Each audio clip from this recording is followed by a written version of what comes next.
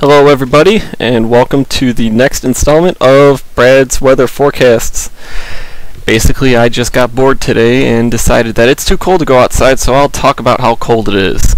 It's really cold, in case you haven't gone outside. It's only about 21 degrees, but don't let that fool you. It just hurts to be outside. And if you're like me and think that it sucks right now, you're probably going to be staying in for the next 36 hours, as it will be even worse. But don't feel bad, because it's negative 15 degrees somewhere in Canada, so I'm okay with 21 at the moment. But if we look into the future a little bit, I'll give you a little sneak peek. We have forecasts into the negatives, finally going below zero this winter for a low tonight. So I'll get into that later after we cover some of the national current conditions. Right now we have that front that came through yesterday that gave us about maybe half an inch of snow, just a little bit of a dusting. That is moving out to our east and will progress to the east coast and give some snow and rain relative to your current temperature over to the east coast there. And that will pass through the system on early Friday morning through Friday day. Probably be out of the area for the southern end by Friday night, and should probably spin around for a little bit in New England for the next couple days. As far as anything else goes, there's nothing. It's really nice in California. It's actually humorously cold in Oklahoma and Kansas, so screw you guys, you don't get the warm weather yet. And in Florida, it's nice as always. So I'm just going to skip on along into our forecast here. Right now we're looking at a low pressure sitting over to the east of us and a high pressure sitting to the west. And those two are going to spin nicely to bring in straight northwesterly air and bring in some of that negative 15 degree air, that cold Arctic mass that's going to come on down into the Chicagoland area and much of the Midwest and just make everything completely miserable for everybody.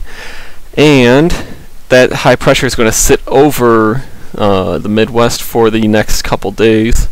Well, I don't know if you'd say couple days, I guess the rest of today and through tomorrow, and it'll leave the region, go into the Ohio River Valley in around, probably around Friday at midnight. And followed by that is going to be a low pressure system going to the north of us over Wisconsin, and that's going to bring some snow, mainly clouds, but I'm going to go with some light to moderate snow dropping on the area, maybe an inch or two as that system passes through on Saturday. That should keep things pretty cloudy, a little snowy on Saturday, and should clear up on Sunday just in time for the Bears game. But it seems that the NAM doesn't really want the Bears to win, because the Bears, we know, played terrible in the snow.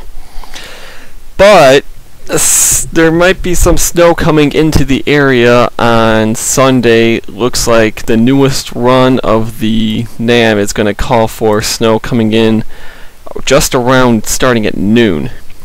But good news, the GFS disagrees. So what does that tell you? I have no idea.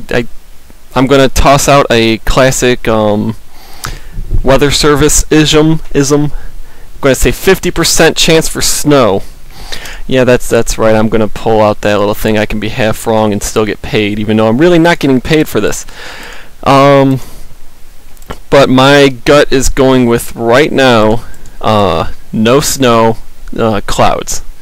Just because the NAM seems to have been doing poorly with the current conditions of the atmosphere, I'm going to go with the GFS's run on this. I mean, this is hot off the press. I can't even get the other half of this run. It's not even updated yet. So from what I see on the GFS, there's no reason to think for snow. It should go down through central and southern Illinois and just pass south of Chicago and make everything nice and actually pretty ideal for Sunday's game. Of course, I will keep you updated tomorrow, assuming I don't work. I will try to see if I can get a better forecast for Sunday's game as far as precipitation goes. But I can tell you with pretty good confidence, it's still going to be freaking cold. So if you're going to the game, I hate you, but I'm going to be laughing to myself as I'm curled up, nice and warm. Maybe I'll get some cocoa just to rub it in. Let's see. Let's go ahead and move on to temperatures while I'm on that topic. I've got a low tonight, and because it's going to be clear conditions, I'm going to go a tad lower than what Moss, the statistical analysis, would go with. I'm going to go with a -4 degrees for a low. And tomorrow's high, I think I'm going to. It's again going to be sunny, so I'm going to say it's a little bit warmer than what Moss is saying. We're going to go 9 degrees as a high.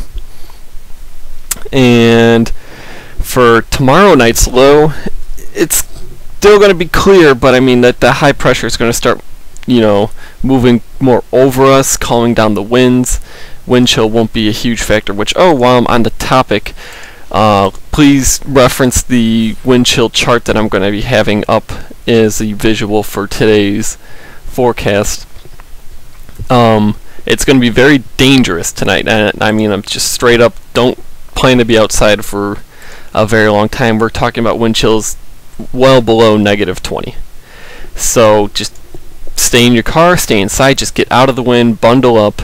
I will have a frostbite. Let's see if I can just pull it up real quick if I've got it here. If you are outside for, let's see, I think that's 30 minutes. Yeah, if you're outside for more than 30 minutes, you will have frostbite on exposed skin. That would be tonight, probably around 5 a.m. when it's at its worst. But continuing back on with our temperatures, Friday's going to be, very cold, below 0 wind chill. Just stay away from it. Friday during the night, again cold. Winds are going to die down a little bit, but still extremely cold. Just curl up under a blanket, watch a movie, or do whatever makes you happy and nice and warm. Luckily, Saturday, like Friday night into Saturday, we're going to have some snow coming through the area, and it's going to be nice and overcast for Friday night into Saturday morning.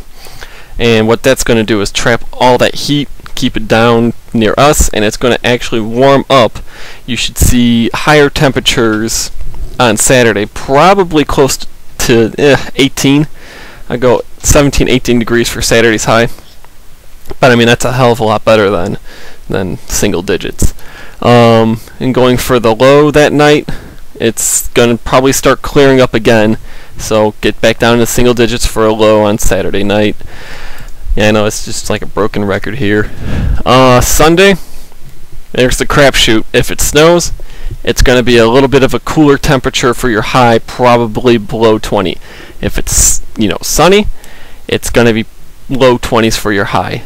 Either way, you won't have a whole lot of wind, so it won't be too terribly nasty. It'll be probably like yesterday. Yesterday wasn't too bad outside. It wasn't windy. I mean, if you bundled up, you were okay. And continuing on for the week, Monday, I mean, they're saying there might be some snow in the models here. Maybe just some clouds. Honestly, can't tell you for sure, and I'm not going to lie to you, like TV forecasters would. So, I think that about wraps it up here. I'm going to go ahead and put together some pictures for you to look at. And I will be back on tomorrow to tell you more about Sunday's game. So be sure to check my page tomorrow, or Facebook, look for an update. Or hell, why don't you just go ahead and subscribe down at the bottom. You get an automatic update for when I actually do these forecasts. It may not be every single day or a few times a week, but I will come on for significant weather to let you guys know what's going on. So once again, this is Brad Rogers, your meteorologist who doesn't have a meteorology job. And I will be signing off for today.